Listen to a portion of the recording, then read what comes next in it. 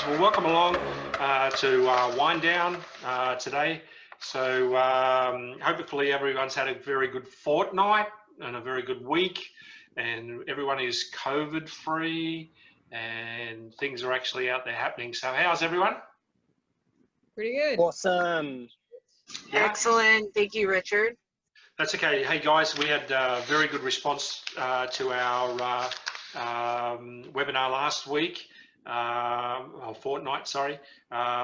Lots of great feedback. So appreciate the guys for coming on. That's Mel and Dennis, wasn't it? Sorry, forgot his name.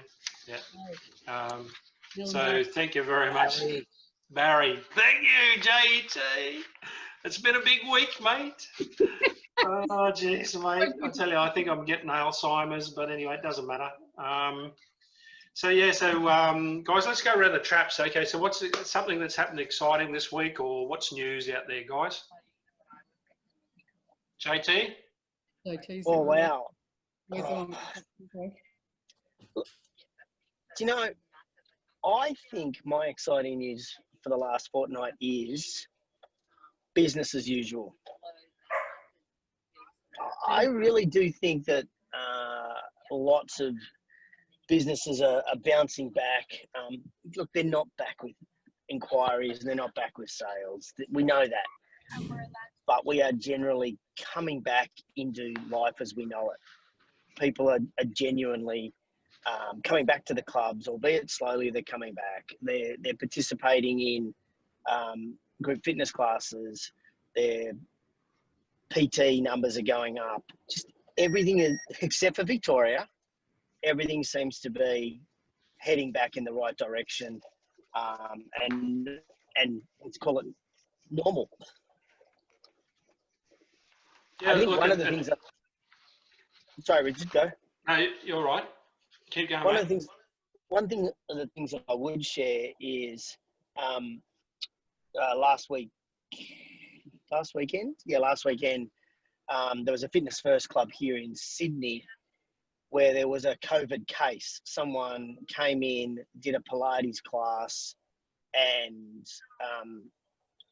then message came out, I think on Tuesday or Wednesday, that anybody that participated in that class needed to self-isolate. Now, I think one of the important things that has happened over the last 7 or 8 months of what we've been going through is the speed at which the health department work. So Fitness First were notified at 2 p.m, I think on the Wednesday, that someone had been in their club with COVID. By 3 p.m, 60 minutes later, it was all over the media and the health department's website. Previously, that may have well taken a day, maybe even 2 days. So things are certainly changing in New South Wales at the speed at which the health department are communicating to the general public when there's a COVID outbreak or a COVID potential outbreak. But also on the flip side of that, the really exciting thing is that the health department pretty much takes control and runs it. So really what happens is the health department says to the gym who was in the gym at that time. The gym then sends the contact details and the health department contact those members. It's completely out of the hands of the gym. So there's a lot of really very professional things that are happening at a New South Wales level that the health department do. So I would assume that would be replicated throughout the country. And I think that also takes a lot of the heat off us as owners in our fitness business, because there's no question until there's a vaccine, there are going to be cases in and out of our gyms for the next 6, 10, 12 months. Yeah, correct. That's really good to hear. I was interested to hear that, because I wondered how quick the response is, the reaction time, to it all. I haven't really heard much about it, so that's really cool, JT. And you're right. And out there amongst the business this week, talking to different people, there's a much better feel out there this week than I've probably experienced in the last month or so. So maybe there's light at the end of the tunnel. Queensland, we have the elections coming up this week, so I believe that, or in the next couple of weeks, sorry. So it'll be interesting to see what's going to happen there, and you know, whether the restrictions are lifted and to what level. You know, it's tight lips up there at the moment, but it's, you know, again, you know, I mean, at the drop of a hat, you know, we certainly don't want to go back into a lockdown sort of any level, whether it's Queensland, New South Wales, or whatever, you know. So yeah, so look really good, Eddie. Just from your mental health side of things, you know, and what you actually do there, you know, I mean, I've heard some disturbing numbers, you know, come through people in different areas, and mainly Victoria, you know, where the figures are going through the roof of people, you know, calling in for help, and you know, that's pretty distressing. But overall, I think the rest of the country seems to be holding quite well. Yeah, I think so. And I think the government is focusing strongly now on mental health and healthy initiatives. I saw there's some grants going up for, you know, wellness kind of products, and they're really looking at it holistically. And in terms of some sporting organisations I've been in contact with as well are really embracing mental health in sporting groups as well as fitness. And I think that the whole community is really recognising the role this industry and sport as a whole is going to take in mental health. So I think that it's kind of become, the positive is the hidden sort of mental health problem that's always existed. Yes, it's become much bigger, but it's now actually on every agenda. It's not just on some agenda, every agenda. So once we can get over the bubble, which is not an easy thing, of course, so I'm not trying to belittle that, but once we get over this big hump of COVID, I think every workplace, every organisation and the whole community are a lot more aware of mental health and a lot more supportive to one another, and hopefully we can, you know, just have that awareness and support within teams and within the community generally, which will long term be much better for all of us. And yeah, look, and I mean, our discussion following on from last week, if our last session, our last podcast, you know, in relation to, you know, what do we need to do? How do we move forward as an industry? Look, we can look at it as a lot of negatives, but there's a lot of positives coming out of it as well. And you know, so we're more aware of than ever before. I mean, we as an industry have kind of known the benefits of you know, workout and go and so forth. But I think it's becoming more heightened with people out there today, and we need to continue that good work. You know, to show that the industry is so important in the community. It's not just about another group of business people, you know, dragging people into a fitness centre. It's and you know, it really is much bigger than that, you know, and the effects on the community and so forth. So anyway, I see Dennis is there. Welcome along, Dennis. Yes, you've got Dennis. I'll do his hand over to Eddie. Eddie, can you just quickly introduce Dennis, but be nice to him. You know, she can be quite harsh, so just you know. But, Oh, you know, no, she's a great lady. So think about that. Welcome, Dennis. I don't think Dennis needs much of an introduction. I think most people know who he is, but he is the founder and CEO of FitRec and Healthy People. To me, that says it all. How long have you been in the industry, Dennis? A long time as well. Yeah, more than a couple of decades. Yeah, more than a couple of decades. Mate, you don't look that old. Say again? You don't look that old. Ah, you sweet talker. Yeah, no, it's been a while. I think I started out as an aerobics instructor in the beginning, freestyle, old school. Nice. Yeah, actually, I go that far back that my mentor in the beginning was a woman that did the full like calisthenics, like 50 kicks on one leg and 50 kicks on the other leg, and you know. Those were the days, Dennis. These young ones wouldn't know about that, mate. They wouldn't understand any of that. I was about to say that's coming back. Is it Yeah. really? Those are coming back. Oh man, I'm back to Absolutely. work. Yeah, Men in leotards exactly. or the calisthenics? Say again? Is the men in leotards coming back or the calisthenics? Maybe. Yeah, I don't know. Oh, yeah. I don't know whether. No, not Yeah. the first. Definitely the second. Yeah, I don't know whether people are ready for me in a leotard again. We should have requested that as your uniform. That could have been great. Yeah. Anyway, seriously, thank you for joining us. pleasure. Obviously, your name came up last week. We're all aware of that. Everyone knows FitRec. There's a lot of conversation that came up after last week. We're not going to go into all the depth of that. However, we do want to kind of get your point of view. You're quite at the forefront of everything on social media as well with FitRec, and your head office I see is based in Victoria, in Melbourne. Yeah. Sort of right in the heart of COVID town. Yeah. So how's that affecting, your business and I guess the businesses you support? Have you had much sort of feedback around, given you've got some business owners in Vic and some in the rest of the country, and what's sort of your feedback around what you've heard? Okay. So, I mean, it's very good for us in the sense that with both Healthy People and FitRec, we are national. So we've probably had a slightly easier run than other Victorian-based businesses. We do see an increase in business coming through on all counts from all states, including Victoria, actually. So the easing of restrictions in Victoria has meant that the trainers can get out there, they can train a couple of people, and it's been really pleasing to see that activity take place. I think predominantly, we seem to be dealing with people that are pretty optimistic about everything. Like, obviously everyone's taken a hit, like, massively. There's no denying that, but I think one of the things I love about the fitness industry is it's full of these independent operators and people that are self-motivated to do good things.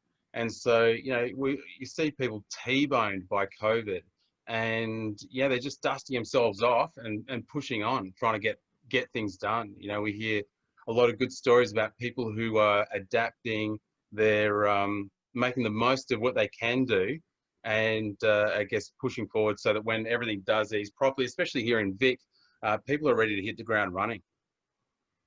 Yeah, that's great to hear. And what's FitRec doing for the businesses, or what have you done through COVID to sort of help? Look, we pride ourselves on maintaining contact with our members anyway. So throughout COVID, it just has been more of the same, making sure that we keep people informed as much as we can and let them know, like, as much as we know. Like, obviously, there's been a whole lot of confusion over the last 6 months about what you can do and what you can't do. I think the first thing that we did when it hit was we suspended all registration expiries for 6 months to allow people to push through, like, just to give them that support. When Victoria got locked down again, we added another 4 months of suspension onto that. So we've given people plenty of time to be able to work through that. And so how's your business going then with all of that? Yeah, I was going to ask the same question. Look, pretty good. We're in a good place. I think, like any business, when it first came down, the first thing I did was basically take a chainsaw to the expenses and run as absolutely lean as we could. We were pretty well placed because we don't have a large number of staff, and half of them were working remotely anyway. So when it all came time to everyone work remotely, it was just like business as usual for us. We use a lot of software as a service, so cloud-based programs. So it hasn't really been a big shift. We were bracing ourselves. We sort of worked out what we had in reserve and what we could deal with, and no doubt things like JobKeeper and has been a big help, and also in Victoria there's been a number of grants come about for businesses, which has been very helpful for Victorian businesses that were eligible. So we've sort of weathered the storm reasonably well. Yeah, interesting. Cloud-based programs, have you shared a lot of that? Because I know that was a big gap for the industry, for a lot of people, switching over to tech. Have you found has there been a big demand to something that, from what you've just said, that I just wondered, that's come from fitness professionals needing their training on different platforms and technologies? Have you found, has that been a demand that's come through, or? Not from us. Like, we don't really direct people in that regard. There are so many variations out there. I was listening to a talk actually. I was attending the NASM Optima Virtual Summit this week, and one of the guys was talking about revenue streams for PTs and mentioning that online PTs, there's many billions of online PT providers, and they all use a range of different platforms. And I think, I guess the platform for any trainer that's best for them is the one that works, that they can get their head around, and that it, ticks all the boxes. There's no point sort of overcooking it. Yeah. No, fair enough. But sorry, yeah, but we don't do anything like that. Like we sort of, if anyone wants any assistance, we'll tell them what we've got, what we know, what we can share. But apart from that, yeah, that's, you know, we haven't had too much in that regard. So would you be able to clarify, because this kind of came up last week and I wasn't clear. I was like, can you give me your exactly what FitRec sees your vision as, your mission? Because I often come in conversations and I kind of get a bit confused about what people say you do and what you do. And I'd love to hear it from you, to be honest. Yeah, okay. So FitRec was created to, in response to, like, with healthy people. So let's go back a bit. Healthy people have been around for like a decade. We were hearing a lot of noise from a lot of Healthy People's the employment platform, correct? Yeah, that's right. Sorry, yeah. So Healthy People is a recruitment thing. So we have professionals and employers in the system, and the employers can actually connect directly with professionals via our system outside of job ads. So we were the first people that allowed fitness professionals to promote themselves to employers, so they could actively get themselves out there. But anyway, as a result of the conversations with the employers and with the professionals, we just sensed that the registration wasn't filling the needs or the primary needs around recruitment, things like that. So we put something together that we thought might better fit that bill. We've always focused on registration. We want to be the best registrar, and to that end, we've created a platform that I sincerely believe is a superior service to all others out there. But we haven't ever sort of said we're an advocate for the industry. Like, if we're looking at the structure of the industry under my, ideal scenario, I think that we can all coexist. I think there is a place for Fitness Australia, absolutely. I think, unfortunately, their vision and my vision of it are, not quite aligned. But, I think it is possible for everyone to coexist. And I think that we can all, speak more clearly with a unified voice, but it just takes a bit of lateral thinking. Well, that's a good point. Sorry, Dennis. There last week in our session, that was something that we brought up with the two guys that were, two people that were in that discussion, and it's about at this point of time we need to get to the government and we need to say to the government, guys, it's about time you recognise the industry for what it really is. How big it is and what it does for business, as well as people throughout the country. I guess my question is the same question I said to the other two guys: is how are we going to go about this? It's about bringing everybody together in some sort of unity. Everybody joins an association or an organisation for a different reason. So they like yours for whatever it is, and they like the other one for whatever it is. And that doesn't make one right and one wrong, right? But we together but us together as an industry. And I think it's time that we all got together and we go to people like Daniel Andrews and say, hey mate, enough is enough. When we go to bigger politics and we engage, whoever we need to actually, front government with a voice. And say, work that way. I don't know what JT and Megan, we came together. We don't make any money from this. This is the idea. We came together to help the industry, right? You guys get your association fees or whatever it is, your membership fees, all of that sort of stuff, But we're just four people from outside the industry, associated with the industry, and if we feel frustrated, and we represent all different sort of parts of that industry, what have we got to do to kick this can over the goalpost? Yep. My theory on the whole thing is we need to be so good they can't ignore us. So good as an industry, they can't ignore us. And the first, say again? Oh, I just said love that. Yeah, thank you. Excellent. I think that, all right, so this is purely my idea. I'm going to just chuck it out there and you guys can kick it about. I think that, for example, let's say Fitness Australia were the focal point for the industry, but they were not so focused on registration. You had a range of diversity of registration providers. Like you say, Richard, people join different groups for different reasons. If we were all sort of collectively behind Fitness Australia in that sense, then Fitness Australia becomes that interface between us and the general public and us and local government. For example, if and this might be heading outside the purview, but if, for example, Fitness Australia were focusing more on, say, health promotion and putting together programs that were most easily run by fitness businesses or individuals, then they would create a sort of a voice that people are more inclined to listen to. As you said earlier, Richard, we're not just a bunch of businesses trying to, get back into earning some money. We do have something to offer beyond that. Does anyone remember Life Be In It?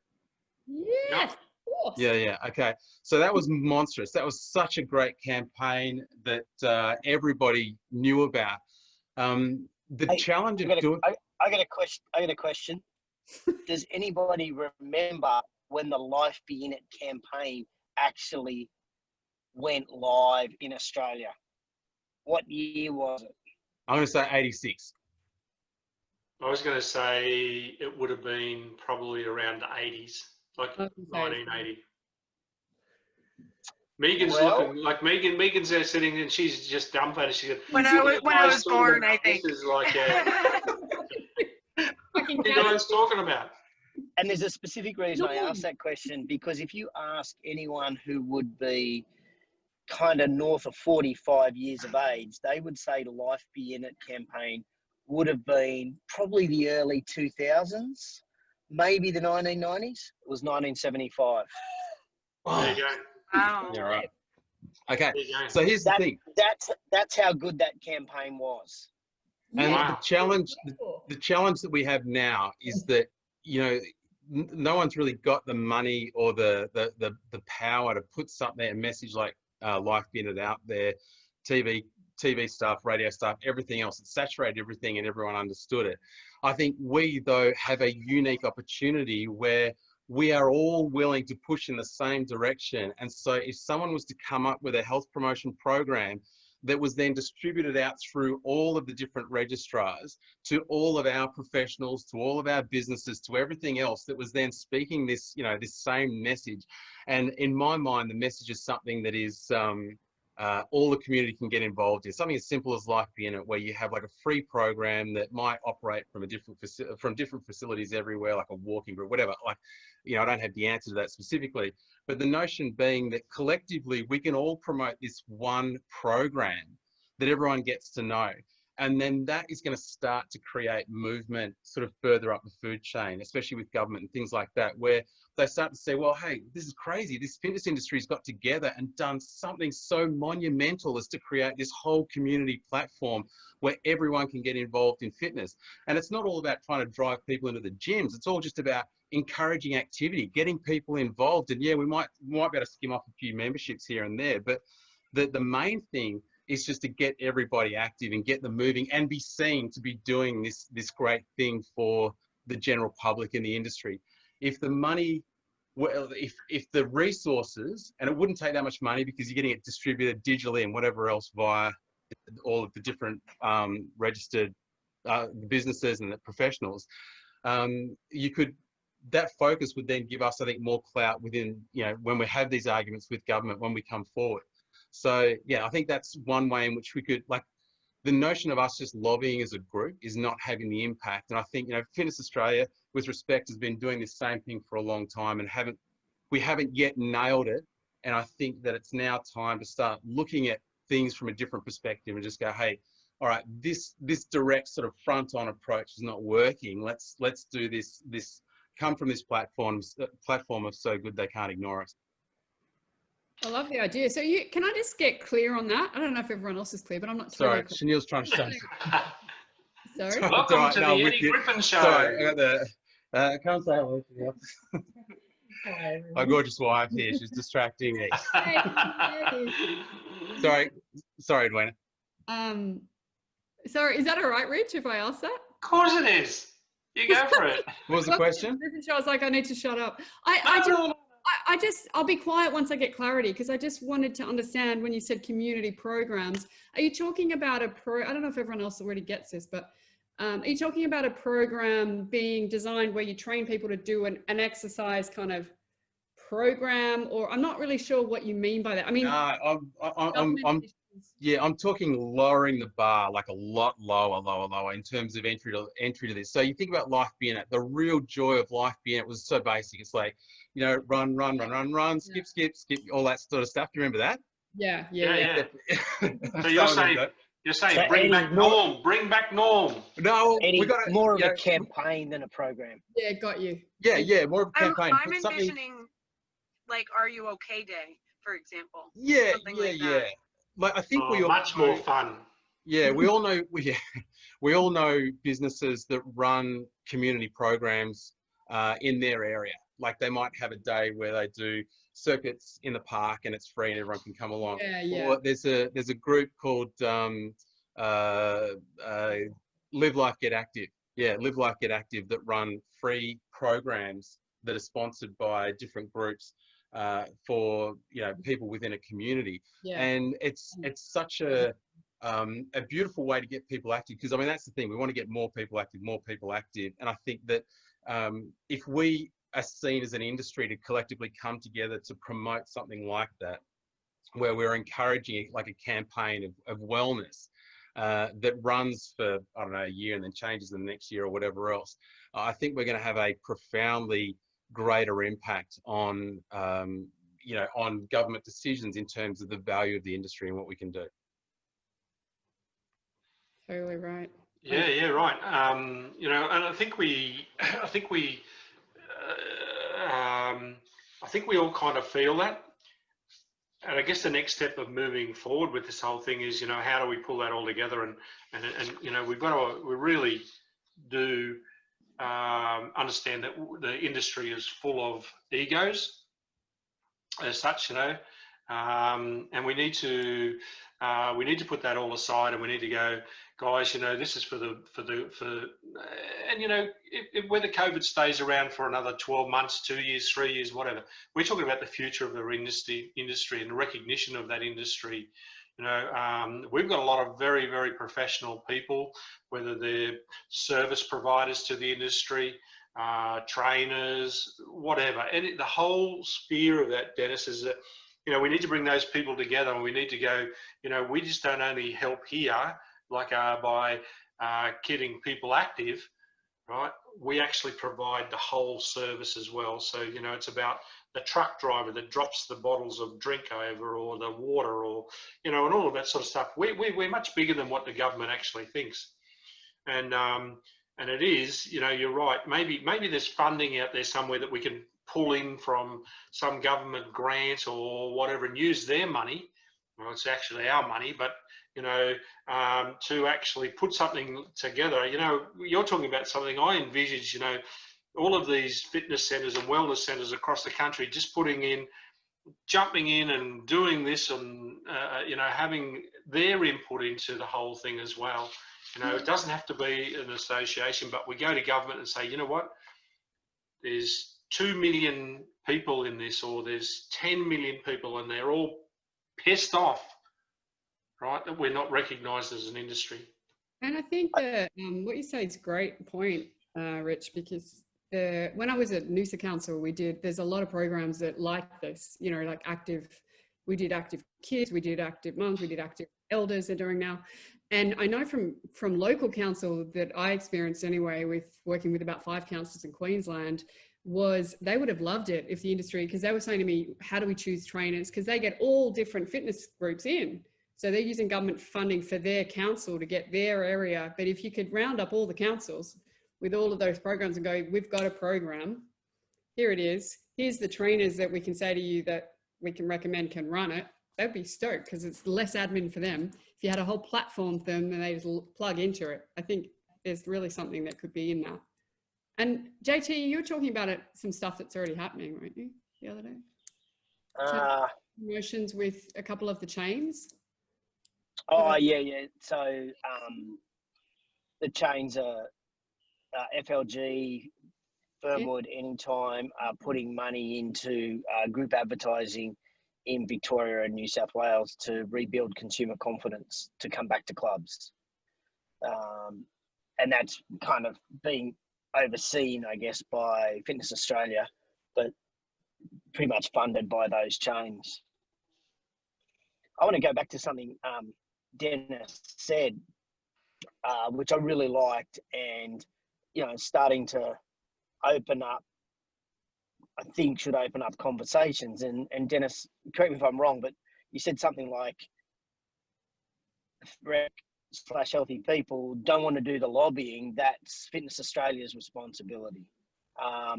You're in that registration space. Did I surmise that kind of right? Yeah, look, absolutely. I think the role of advocacy and the role of registrar are two very different jobs requiring different skill sets. And I think that, and that's where we're focusing, that's the registrar side of things is what we're really honing.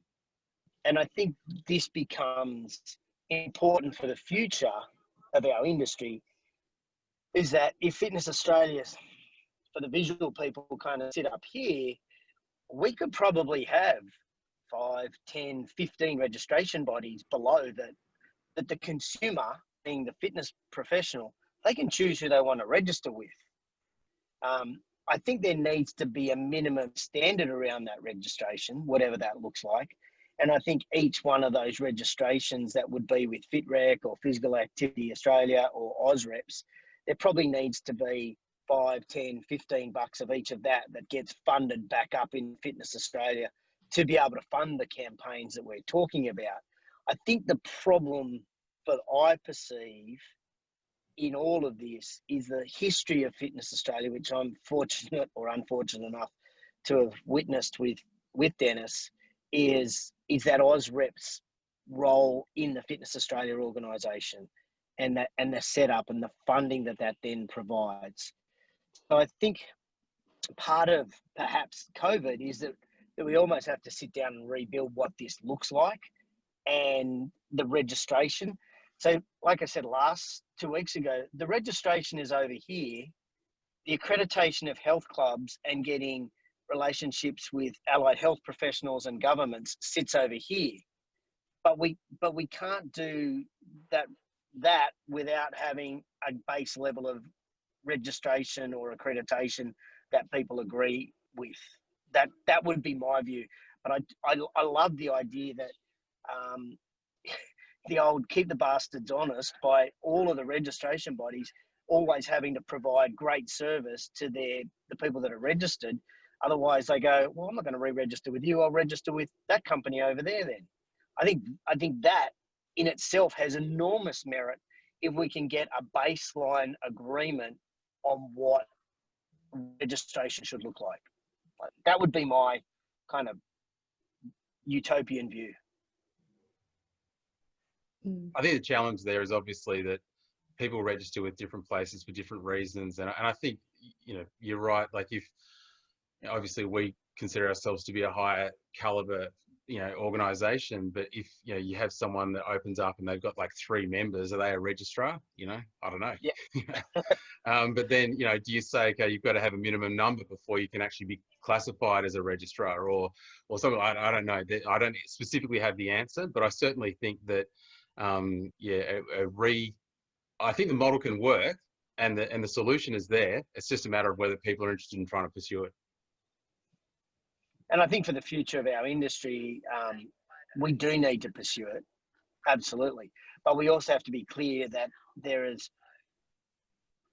we can't have that relationship with the government and with allied health professionals if our registration system is weak or poor. We've still got to have that. I mean, you think about builders, they've got that gold license or gold standard or whatever that may be. That's a minimum standard. And we've got to have that so that we can go so that our lobbying business partner, which would be Fitness Australia, has got some sort of merit to stand on. I think, the model that you're talking about, Dennis, I think has a lot of merit and could really cut through a lot of the bullshit that's out there so that we can take our industry forward. Oh, JT, look, I've got to agree. Dennis, just a little bit of background, mate. I provide product into the industry and energy efficiency side of things as well. And you know, I'm kind of like a little bit of like of an outside observer, and I've got to say, JT, you know, you hit the nail right on the head. This is a classic time in the history, I think, of the industry to sort of a pivotal point that we can actually drive this and do this right now. I certainly think so. I think COVID, this whole environment around COVID has caused us all to have a really solid look at how we are operating, more so than any other event previously. And I do believe that we're at the beginning of fitness industry 2.0 here. It's going to be a different 2021 and moving forward. And, you know, further to like Justin's comments, look, you know, I've already expressed what I believe is a solution forward, and obviously there is some consensus among that. But you know, it's obviously something that Fitness Australia is going to have to get their head around. You know, I think I understand, as Justin's saying about the registration and its connection to Fitness Australia. It depends. You know, I think personally it boils down to whether or not it's about the industry or whether it's about Fitness Australia. If Fitness Australia is for the industry, or whether Fitness Australia is for Fitness Australia, and that's going to determine which way they go. And if I can just, you know, add to that, Dennis, and that is, in the US at the moment, the peak body for business, being IHRSA, is being rebuilt from the ground up. As we speak, the International Health Racquet and Sports Association is being built from the ground up because of COVID. So it is definitely, it's probably not 2.0, it's probably 3 or 4.0 for IHRSA.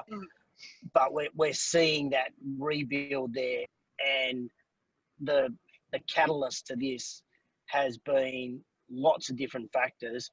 But I can tell you, in the United States, there are two bodies that have always kind of been a little bit antagonistic to each other, and they are at the moment mid peace pipe smoking, because they've identified that they can coexist. They just need to work out how, and it's for the betterment of the industry on that how. And correct, JT, you know, and they need to coexist. Correct.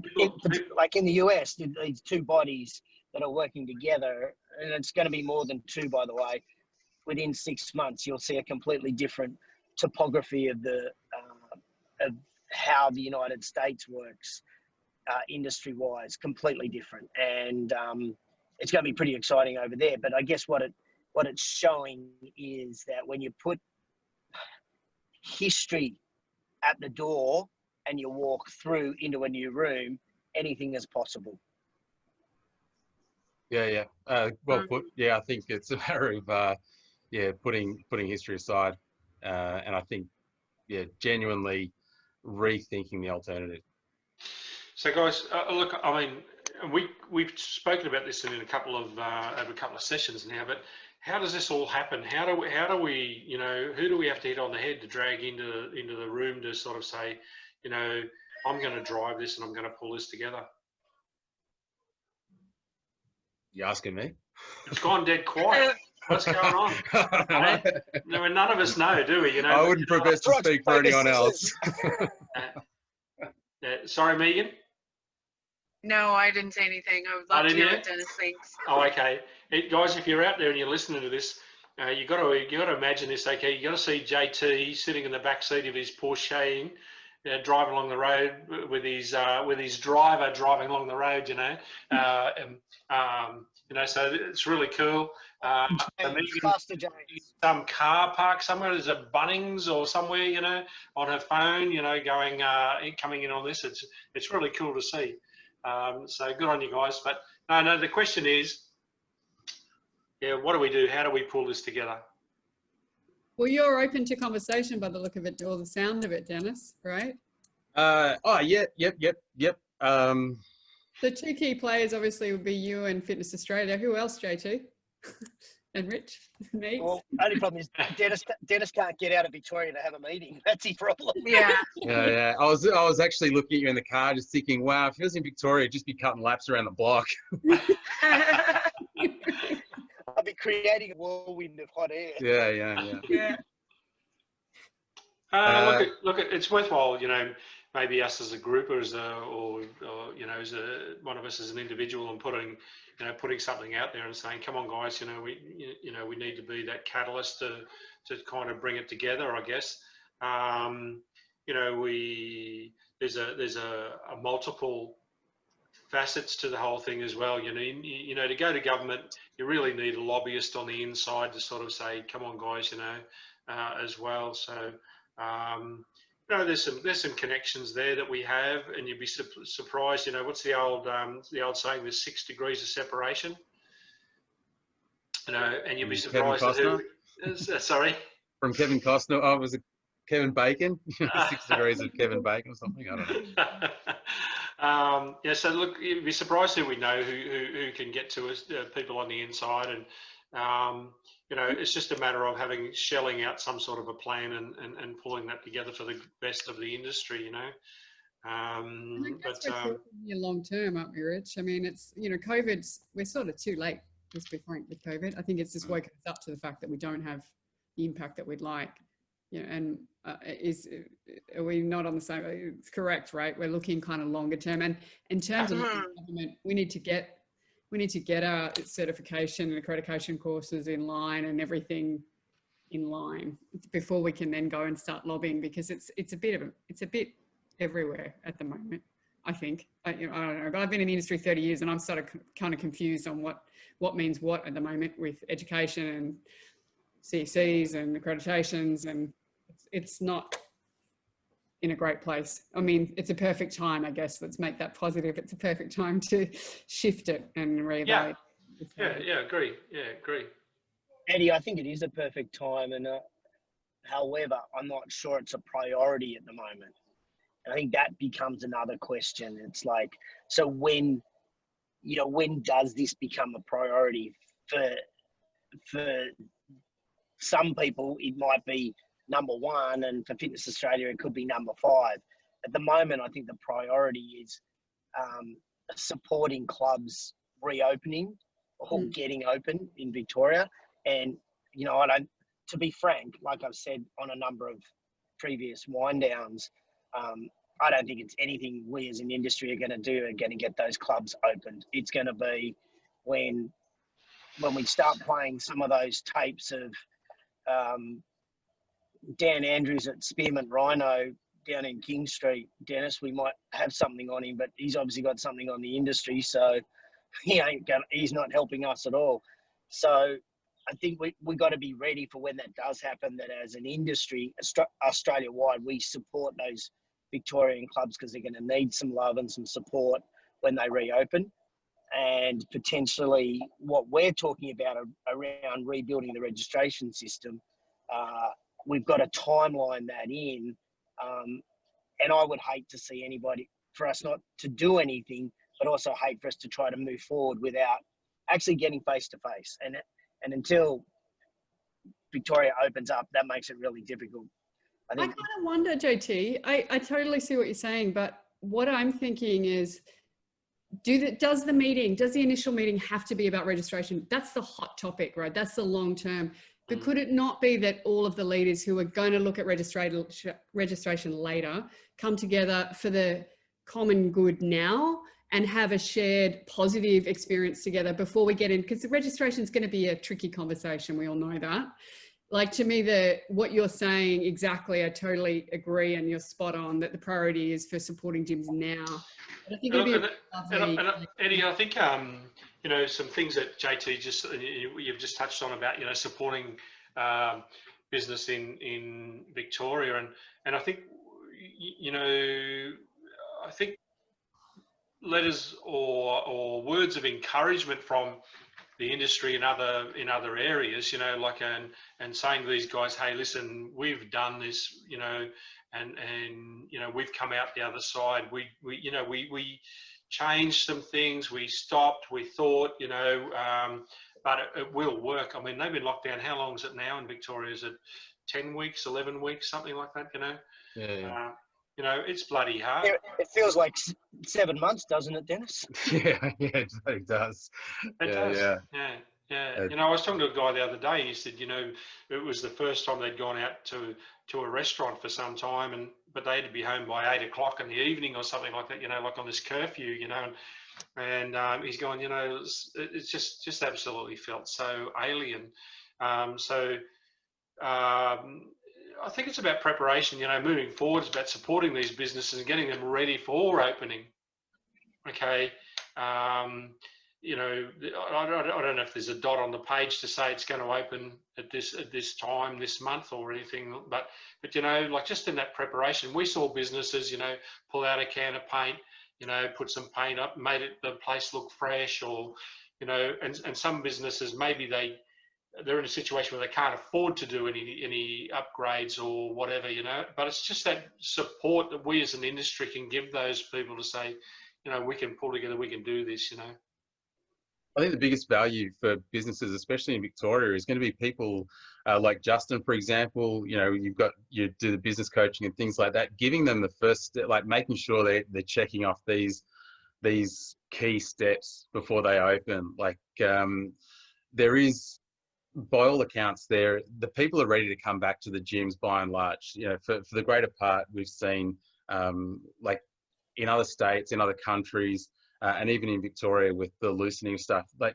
people that are confident in the facility and the people that are working there want to come back in and they want to do some stuff. And I think the important thing is that the business owners and the individuals, the sole traders are given, the tools they need or the information they need to make sure they really hit the ground running so they can reach out to people. And I think, the sort of help, like if JT, for example, and others have resources that these people can use that says, right, as soon as you've got the opportunity to open up, these are the things you need to be doing. Make sure you check this off, this off, this off, make sure these are in place and that's in place. And, at the very least, they'll feel positive about taking the steps forward to getting people in the door.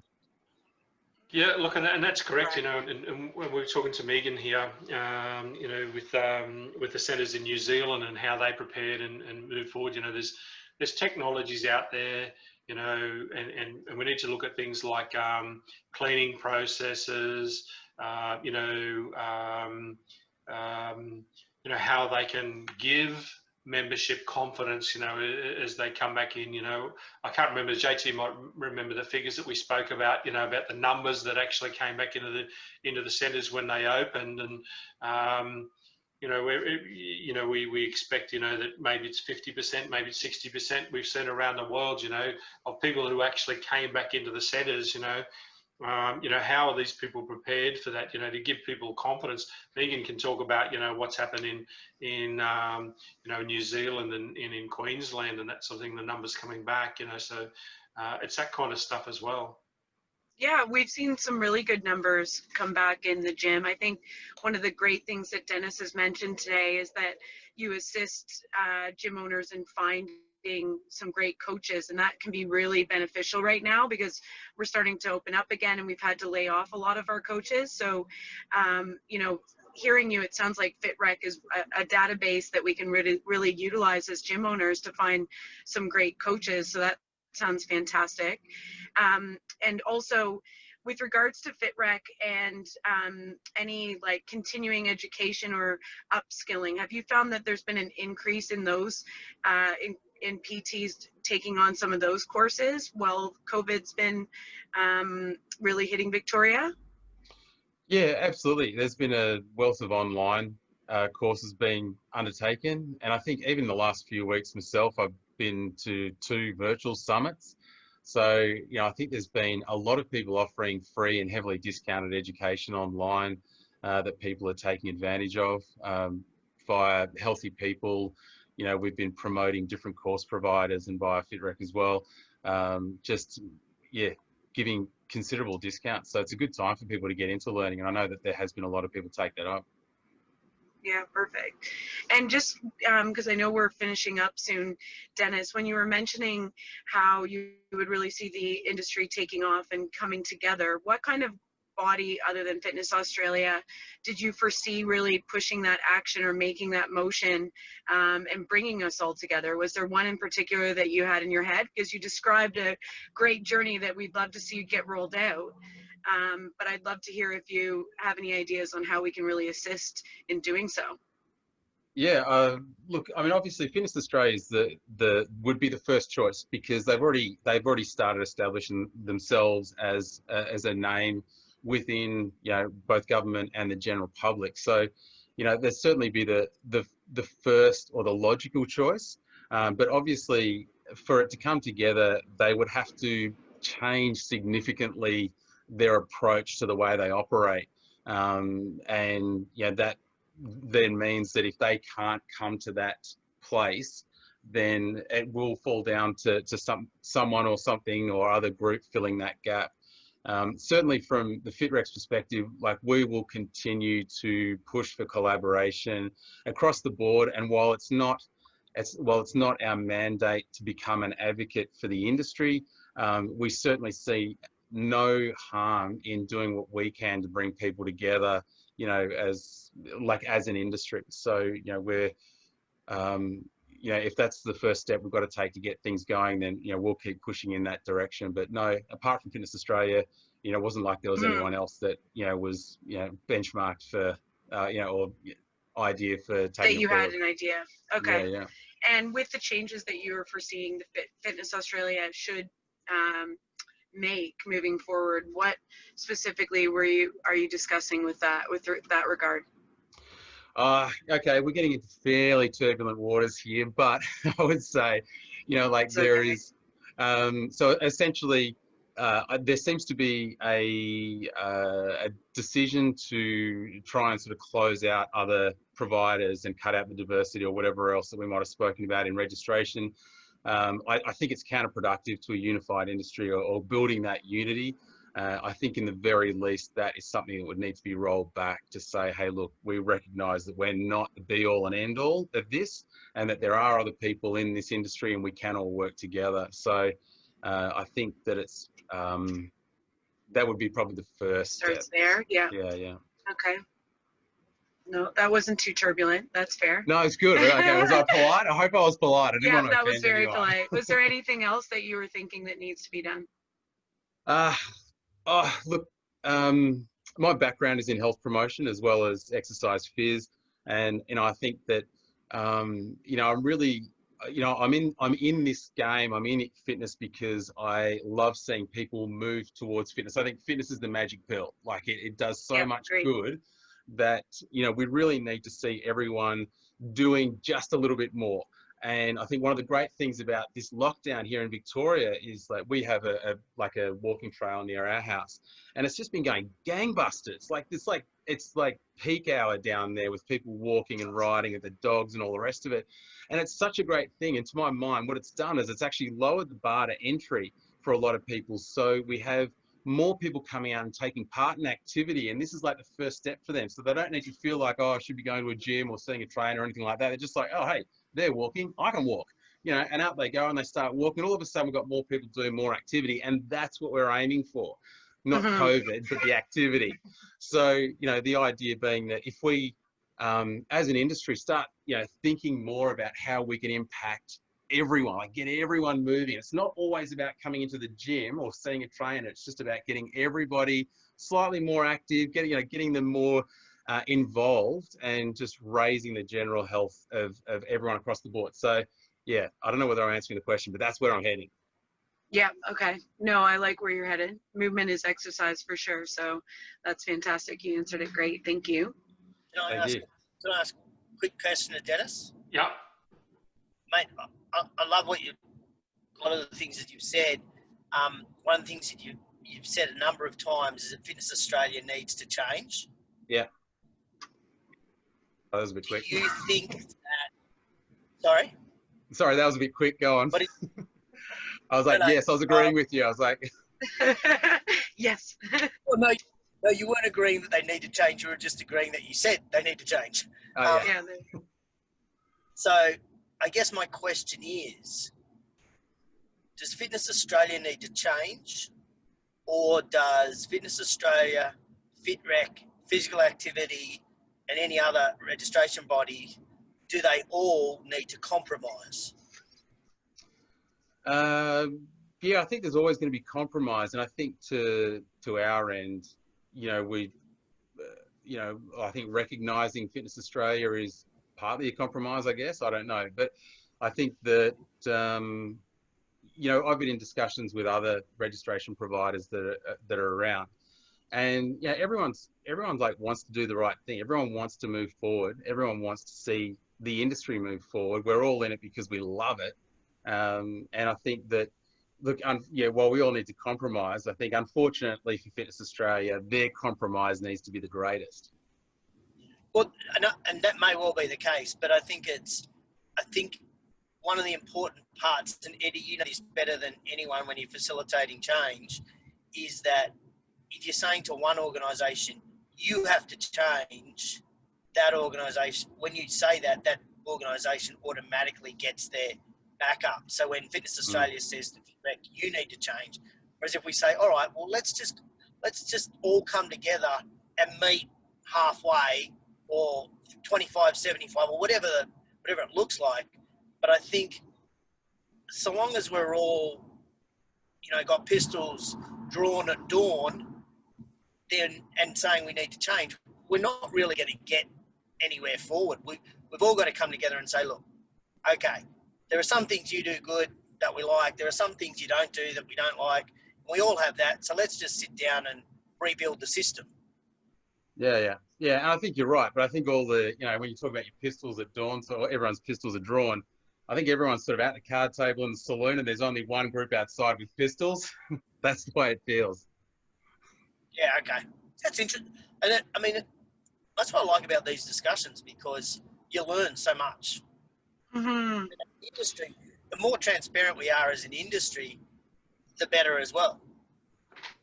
Yeah, that's correct, JT. Yeah, and that's a massive platform for us. Like transparency is a huge thing. Yeah, it'd be great if we could just get everyone in the same room without setting the agenda, like without the agenda being in stone. Do you know what I mean? Like literally, industry's going through a tough time. What can we do now? Because we're all doing stuff in the industry, and start there. And longer term, we're going to look at this registration. Just try and get everyone in the room, because it seems like that's even a hard task at the moment. And I know that you can't be face to face, JT, but even online's less confronting. So maybe it's a good step. Well, Dennis would be less intimidating online than he would face to face with his fluffy white socks, his Reebok apple pies, and his hot pants from his aerobic days. I wondered where you were going. I didn't know you were that close. That's all right, Dennis. JT doesn't understand the look, mate. He's just missed that era, Thanks, Richie. I appreciate that, mate.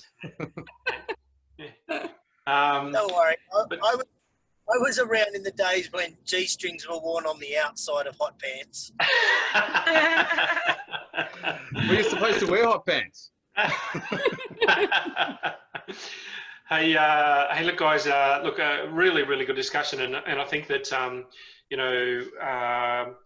if people are out there listening to the recording here this evening, and they want to get in contact with us, and we're happy to just kind of drive it and spearhead things and move things forward as an independent group, I guess, is probably where we're at. I'm just talking openly, four of us here, and Dennis, and it's not a critical summary of any organisation. It really is. We all want the best for the industry and for our members and for the communities, so that's really where we're at. And I love the idea. We've thought about it. We've talked about it, putting together some sort of a campaign of, bringing Norm back. And Megan, you might find out who Norm is. We'll send you the video clip.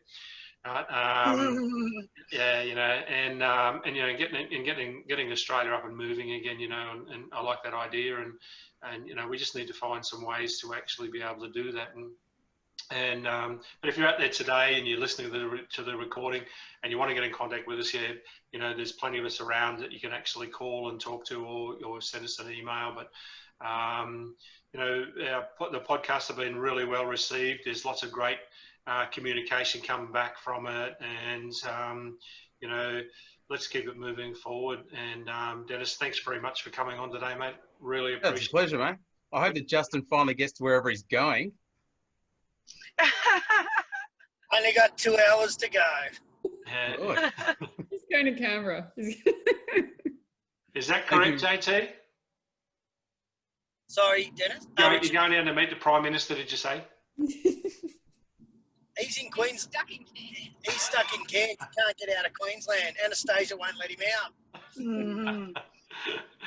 out. Good stuff, guys. Well, really good to catch up. Thanks very much, everyone. And look, you know, let's reflect on today and for our next session. You know, I think you know, it'd be just great to be able to pull everybody together and say, hey, listen, guys, we've come up with some sort of kind of a solution, or we're moving in a direction, you know, for the best of the industry and for the community. So hopefully Victoria gets out of this lockdown.